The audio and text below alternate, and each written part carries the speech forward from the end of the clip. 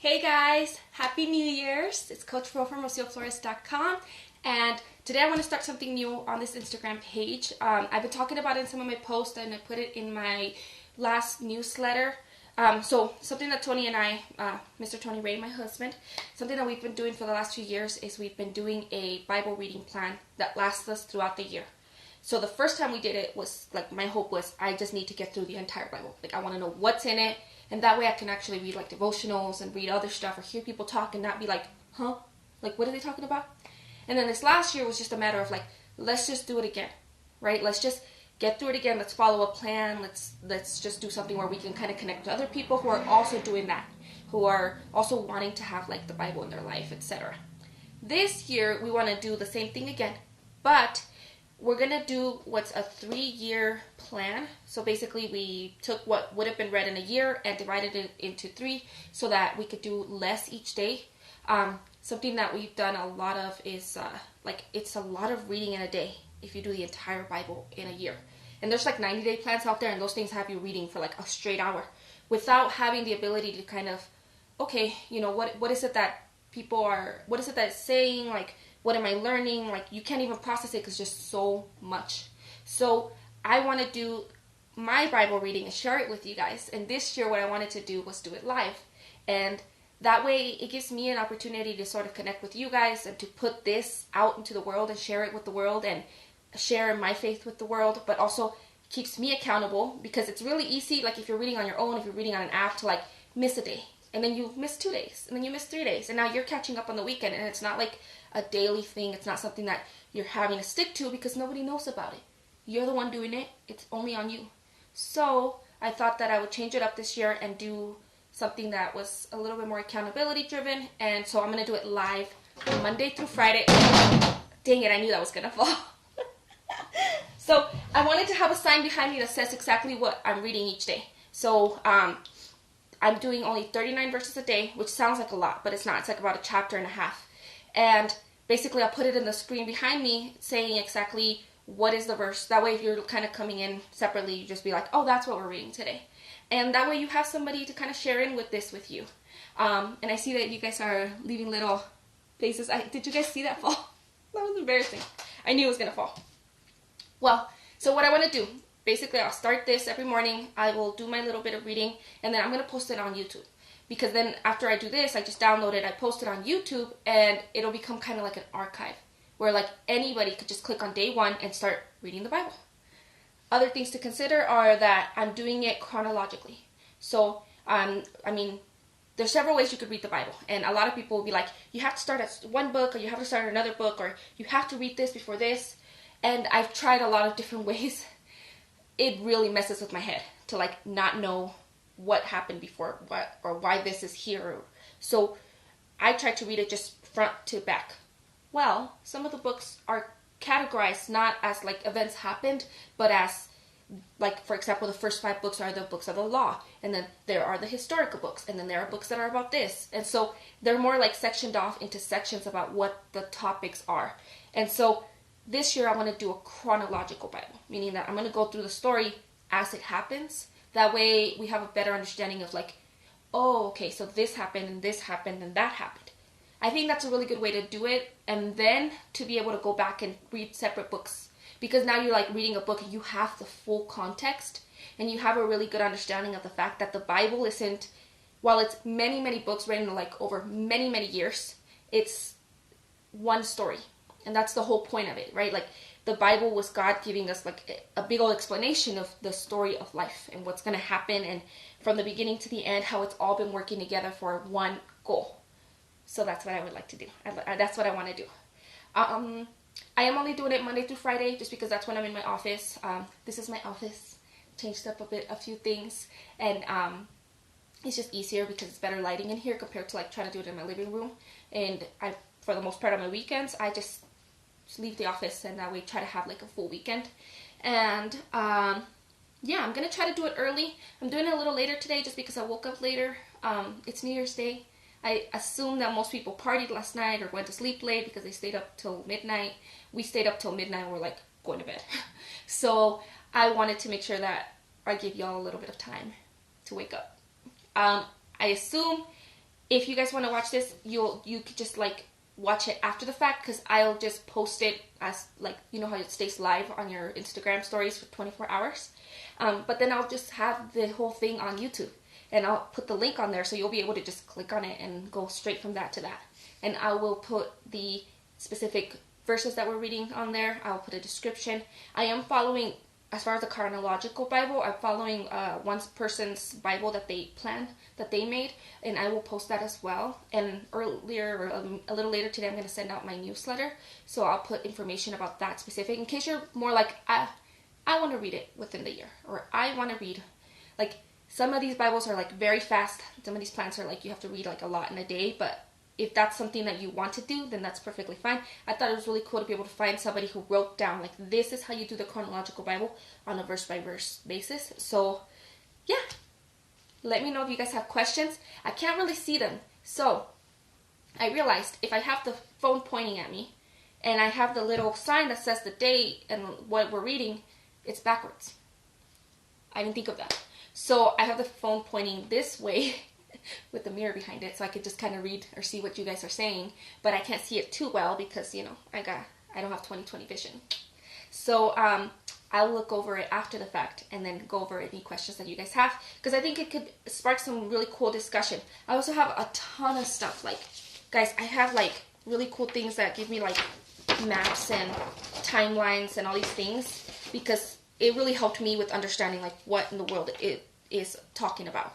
And so if things like that come up, I'll maybe make note of it, or if there are things that like I highlighted that I'm like, ooh, I highlighted this because this was freaking cool, like this was interesting, then I'll tell you guys. Or, you know, stuff that I thought was a question, or things that I had to look up. And then maybe we could spark a discussion. Yeah?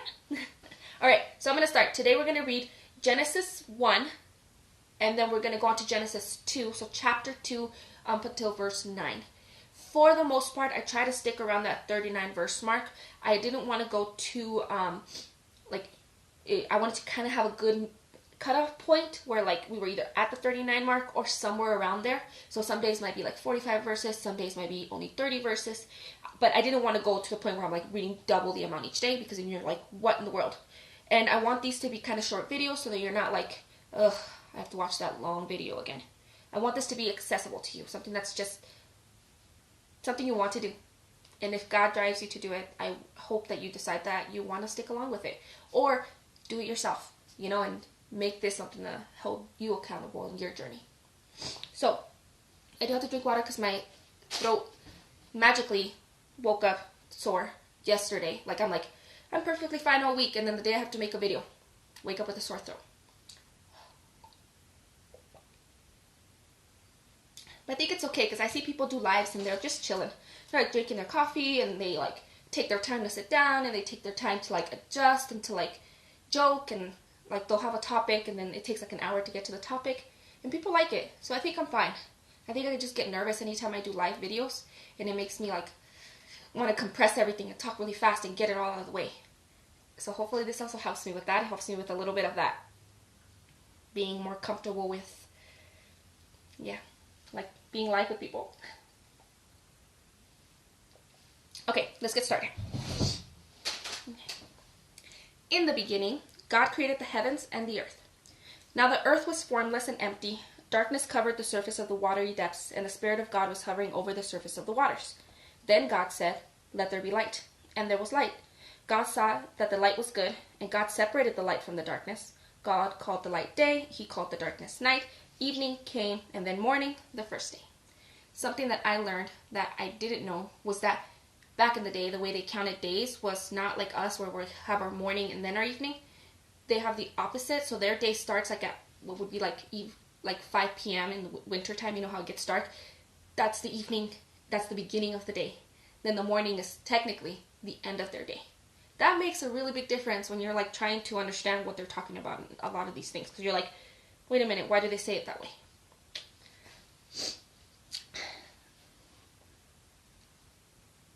Then God said, "Let there be an expanse between the waters, separating water from water." So God made the expanse and separated the water under the expanse from the water above the expanse. And it was so. God called the expanse sky. Evening came, and then the morning, the second day. Then God said, let the water under the sky be gathered into one place, and let the dry land appear. And it was so. God called the dry land earth, and he called the gathering of the waters seas, and God saw that it was good. Then God said, let the earth produce vegetation, seed-bearing plants, and fruit trees on the earth, bearing fruit with seed in it according to their kinds. And it was so. The earth produced vegetation, seed-bearing plants according to their kinds, and the trees bearing fruit with seed in it according to their kinds. And God saw that it was good. Evening came, then morning, the third day. Then God said, let there be lights in the expanse of the sky to separate the day from the night. They will serve as signs for festivals, and for days and years there will be lights in the expanse of the sky to provide light on the earth. And it was so. God made the two great lights, the greater light to have dominion over the day, the lesser light to have dominion over the night, as well as the stars. God placed them in the expanse of the sky to provide light to the earth, to dominate the day and the night, and to separate light from darkness. And God saw that it was good. Evening came, and then morning, the fourth day. If I mess up, I'm sorry. I will try to repeat and backtrack myself. Then God said, let the water swarm with living creatures, and let birds fly above the earth across the expanse of the sky. So God created the large sea creatures and every living creature that moves and swarms in the water according to their kinds. He also created every winged bird according to its kind, and God saw that it was good. So God blessed them. Be fruitful, multiply, and fill the waters of the seas, and let the birds multiply on the earth. Evening came, and then morning, the fifth day. Then God said, let the earth produce living creatures according to their kinds, livestock, creatures that crawl, and the wildlife of the earth according to their kinds. And it was so. So God made the wildlife of the earth according to their kinds, the livestock according to their kinds, and the creatures that crawl on the ground according to their kinds. And God saw that it was good. Then God said, let us make man in our image, according to our likeness. They will rule the fish of the sea, and the birds of the sky, the livestock of all the earth, and the creatures that crawl on the earth. Now, I will also link this Bible because this is an apologetic style Bible, meaning that it has notes about how to understand the context and the history and some of the criticism against the Bible. So it's not just like historical notes, but it'll say like, hey, some people have said, why does it say let us when it's just God, right? And then it explains the context of the language back in the day and how they use certain words, because language back then was way different than it is now. And so if we read it in our English mind, we're like, that doesn't make sense. This is saying this. We have to go back to like the original context and how the language was used back in the day. And so I really like this Bible because it has those kind of notes and it talks about that. So yeah, it's kind of cool. So God created man in his own image. He created him in the image of God. He created the male and female. God blessed them, and God said to them, be fruitful, multiply, fill the earth, and subdue it. Rule the fish of the sea, the birds of the sky, and every creature that crawls on the earth. God also said, look, I have given you every seed-bearing plant on the surface of the earth, and every tree whose fruit contains seed. The food will be for you, for all the wildlife of the earth, for every bird of the sky, and for every creature that crawls on the earth, everything having the breath of life in it. I have given every green plant for food. And it was so. God saw that all that he had made, and it was very good. Evening came, and then morning, the sixth day. Something to understand about chapter 2 is that chapter 2 goes over some of the same events that were talked about in chapter 1, but in greater detail. People tend to get confused because they'll read 1 and then the 2, and they're like, wait a minute, you just said this happened, so how could this have happened? It's not that it's telling a new story that contradicts the first one, it's that it's going in depth into the first part of the story, specifically relating to men and women, etc. Okay, so chapter 2. So the heavens and the earth and everything in them were completed. By the seventh day, God completed his work that he had done, and he rested. We all need to rest. On the seventh day from all his work that he had done. God blessed the seventh day and declared it holy, for on it he rested from his work of creation. These are the records of the heavens and the earth concerning their creation at the time that the Lord God made the earth and the heavens. No shrub of the field had yet grown on the land, and no plant in the field had yet sprouted, for the Lord God had not made it rain on the land, and there was no man to work the ground. But water would come out of the ground and water the entire surface of the land. Then the Lord God formed the man out of the dust from the ground and breathed the breath of life into his nostrils, and the man became a living being. The Lord God planted a garden in Eden in the east, and there he placed the man he had formed. The Lord God caused it to grow out of the ground, every tree pleasing in appearance and good for food, including the tree of life in the middle of the garden, as well as the tree of knowledge of good and evil. So, this is where we'll stop today. Tomorrow we'll go into the juicy part of the Bible, like the part that everyone knows about the Bible. I've read this part so many times because I kept trying to start the Bible at the beginning, and it's, you kind of get to the beginning and then it gets hard and you're like, okay, I'll start over.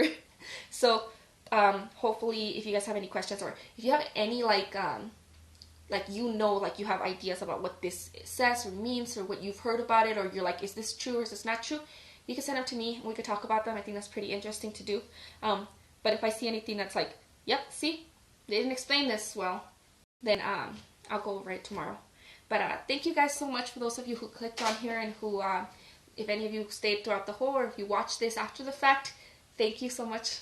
In a little bit I'm going to get on and I'm going to do a sort of like a recap of 2019 and a 2020 resolutions video like I did last year. And yeah, so thank you guys so much. Let me know if you have any questions, if you just anything. Hopefully this is helpful for someone, and if it is just for one person, then it's a good thing. So thank you all. Be blessed. Happy New Year's, and I will post this on my YouTube after this, and I will make a post about it. Alright guys? Now I gotta stand up and go click the button. So, thank you.